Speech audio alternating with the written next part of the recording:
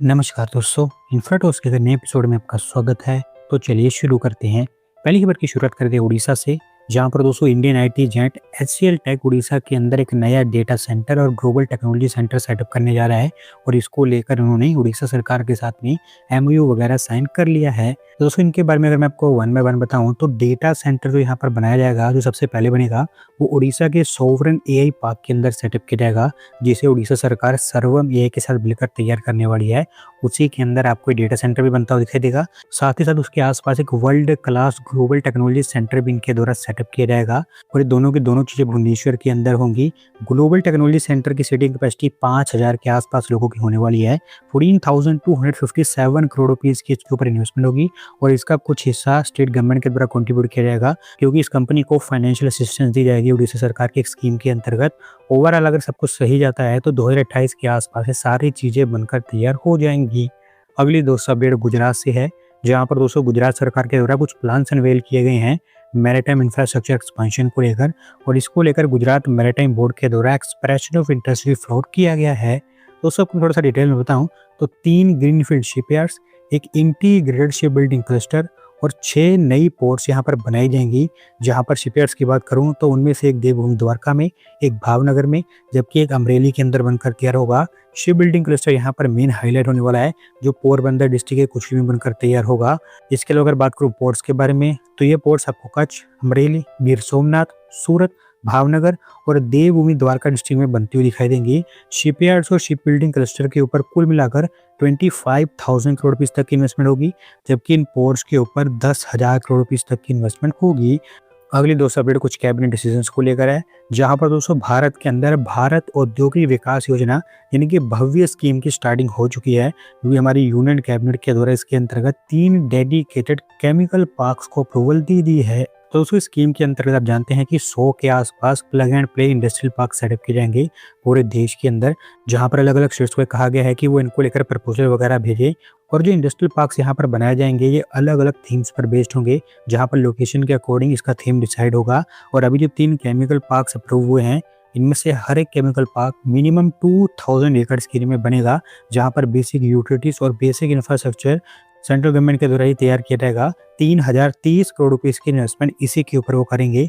अभी कोई लोकेशन तो अनाउंस नहीं की गई है कि कौन सी स्टेट में बनकर तैयार होगा, लेकिन आपको बता दूं कि अलग अलग स्टेट्स इसके लिए कम्पीट करेंगी, तो देखना ये रहेगा कि कौन सी स्टेट में बनते हैं। उम्मीद इसके थ्रू सरकार को ये है कि 20 से लेकर 50,000 करोड़ रुपीस तक की इन्वेस्टमेंट आएगी। अगली दोस्तों अपडेट हमारी रेलवेज की तरफ से है, जहां पर दोस्तों कैबिनेट कमेटी ने रेलवेज के लिए एक और मल्टी ट्रैकिंग रेल प्रोजेक्ट को अप्रूवल दे दी है और इस बार आपको ये काम आंध्र प्रदेश और कर्नाटक के बीच होता हुआ दिखाई देगा। दोस्तों बेसिकली यहाँ पर मैं बल्लारी भुंतकल रेल सेक्शन की बात कर रहा हूँ, जो कि कर्नाटक और आंध्र प्रदेश के बीच आता है। अभी फिलहाल इस सेक्शन पर 2 रेल लाइन्स ऑपरेशनल है और वो अपनी कैपेसिटी से बाहर काम कर रही हैं, जिसके लिए मल्टी ट्रैकिंग जरूरी हो चुकी थी। तो 3rd और 4th रेल लाइन यहाँ पर बनाई जाएगी। 46 किलोमीटर के आसपास इसकी लेंथ होगी और 1264 करोड़ रुपीस का इसके ऊपर खर्च आएगा। 2029-30 के आसपास इसका कंप्लीशन टारगेट किया जा रहा है और एक बार जब ये कंप्लीट हो जाती है तो इसके चलते एडिशनल 16 मिलियन टन पर एनम का फ्रेट और ट्रांसपोर्ट किया सकेगा और साथ ही साथ एनुअली 149 करोड़ रुपीस जो पैसा लॉजिस्टिक के ऊपर रेलवे खर्च करती थी वो भी यहाँ पर बच पाएगा। अगली दोस्तों अपडेट पुणे मेट्रो से है, जहाँ पर दोस्तों पुणे मेट्रो की लाइन 3 को commissioner of metro rail safety की अप्रूवल मिल चुकी है और फाइनली आप कह सकते हैं कि अब इसका प्रायोरिटी सेक्शन ओपन हो सकता है। दोस्तों पुणे मेट्रो की लाइन 3 पहले से ही बहुत ज़्यादा डिलेड हो चुकी है, काफ़ी लंबे समय से उसको ओपन करने की कोशिश की जा रही थी, लेकिन अभी तक इसका एक भी सेक्शन ओपन नहीं हो पाया था। पर अब क्योंकि commissioner of metro rail safety की अप्रूवल मिल चुकी है तो अब इसकी इनफैक्ट पहले सेक्शन को तो ओपन किया जा सकता है। पहला सेक्शन बालेवाड़ी से मान स्टेशन के बीच में बनाया गया है। 13 किलोमीटर के आसपास इसकी लेंथ है और 12 के आसपास मेट्रो स्टेशन यहाँ पर तैयार हुए हैं। डिटेल्ड असेसमेंट्स और सक्सेसफुल ट्रायल्स के बाद इसको अप्रूवल मिली है। होपफुली ये सेक्शन अब आपको जल्द खुलता हुआ दिखाई देगा। अगली दोस्त अपडेट उत्तर प्रदेश से है, जहाँ पर दोस्तों यूपी स्टेट को स्टेट की पहली मेट्रो ट्रेन मैन्युफैक्चरिंग फैसिलिटी मिलने जा रही है, क्योंकि इसके लिए पीपीएस इंटरनेशनल को Yamuna expressway industrial development authority ने 25 एकर्स ऑफ लैंड एलोकेट कर दी है। तो दोस्तों क्योंकि यमुना अथॉरिटी के द्वारा इनको लैंड एलोकेट की गई है, तो ये फैक्ट्री आपको यमुना एक्सप्रेसवे के अगल-बगल ही बनती हुई दिखाई देगी। स्पेसिफिकली सेक्टर 32 में इसको बनाया जाएगा, जो नोएडा इंटरनेशनल एयरपोर्ट के काफ़ी पास में ही लोकेटेड है।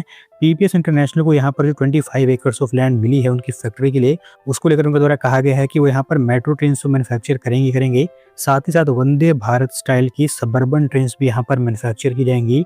वैसे उस समय बता दूँ कि ये कंपनी पहले से ही ग्रेटर नोएडा के अंदर 2 फैक्ट्रीज़ को ऑपरेट कर रही है, जहाँ पर रेल कंपोनेंट्स की मैन्युफैक्चरिंग होती है। लेकिन यूपी के अंदर ये इनकी पहली फैक्ट्री होगी जहाँ पर मेट्रो ट्रेन्स की मैन्युफैक्चरिंग होगी, और वैसे भी यूपी स्टेट की भी ये पहली फैक्ट्री होगी जहाँ पर मेट्रो ट्रेन्स की मैन्युफैक्चरिंग होगी। और साथ-साथ ये भी बताया गया है कि जो रेल कंपोनेंट्स है वो भी यहाँ पर मैन्युफैक्चर किए जाएँगे। 551 करोड़ रुपीज़ की इसके ऊपर इन्वेस्टमेंट होगी, और अभी भी लैंड वगैरह मिल चुकी है और एनवायरमेंटल क्लियरेंस के लिए उन्होंने अप्लाई कर दिया है। तो एक बड़ी फैक्ट्री बनती है तो 1000 के आस-पास जॉब्स इसके थ्रू जनरेट होंगी। आज के दोस्तों आखिरी अपडेट दिल्ली से है, जहाँ पर दोस्तों दिल्ली सरकार सिग्नेचर ब्रिज के बाद एक और नया आइकॉनिक ब्रिज बनाने जा रही है दिल्ली के अंदर, और इसके अंदर उनकी कोशिश है कि जीटीबी नगर से विश्वविद्यालय मेट्रो स्टेशन के बीच पूरी की पूरी रोड स्ट्रेच के ऊपर ट्रैफिक कंजेशन को कम किया जा सके। दोस्तों जैसा कि मैंने आपको बताया कि ये एक आइकॉनिक ब्रिज होगा सिग्नेचर ब्रिज की तरह, तो इसको भी एक केबल स्टेड स्ट्रक्चर में ही बनाया जाएगा। स्पेसिफिकली आजादपुर से दिल्ली यूनिवर्सिटी के नॉर्थ कैंपस के बीच में बनेगा। 1.8 किलोमीटर के आसपास इसकी लेंथ होगी, और जो मेन ब्रिज होगा उसकी लेंथ 1 किलोमीटर के आसपास होने वाली है। हालांकि पहले प्लान ये बनाया गया था कि इस ब्रिज की जगह एक अंडरग्राउंड टनल यहाँ पर तैयार की जाए, लेकिन सर्वे वगैरह में पाया गया कि केबल स्टेड स्ट्रक्चर यहाँ पर ज़्यादा सुटेबल रहेगा और वो लंबा चलेगा। तो इसी के चलते अब डिसाइड हुआ है कि यहाँ पर एक ब्रिज ही बनाया जाएगा। और मैं आपको बता दूं कि दिल्ली के अंदर जो एलिवेटेड रिंग रोड बनाया जाएगा, जिसकी लेंथ 55 किलोमीटर के आसपास होगी, और उसे जो अलग अलग हिस्सों में बांटा गया है उनमें से ही किसी एक हिस्से का ये पार्ट होने वाला है। और होपफुली अगर सब कुछ सही जाता है तो 2030 के आसपास से तैयार हो जाएगा। तो दोस्तों आज की वीडियो में बस इतना ही। अगर आप अपनी तरफ से अपडेट सबमिट करना चाहते हैं तो डिस्क्रिप्शन में दी गई लिंक पर क्लिक करके सबमिट कर सकते हैं। और अगर आज की वीडियो पसंद आई हो तो वीडियो को लाइक करें, चैनल को सब्सक्राइब करें। धन्यवाद वीडियो को देखने के लिए।